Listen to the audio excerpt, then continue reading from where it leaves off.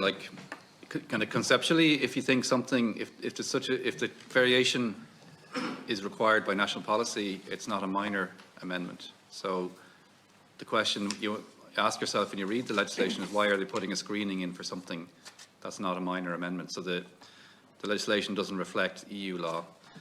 The other issue is, like, SEA is kind of like where EIA was 10 or 15 years ago. It hasn't really been much focus on it, and that's changing.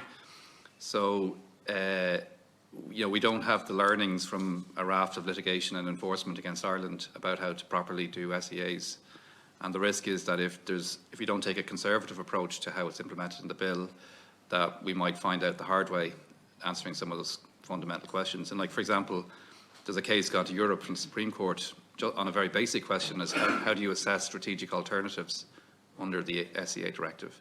And if that is answered in the way the applicant wants it to be answered, it means that we have not done a single SEA properly in Ireland in the last 19 years since it came in.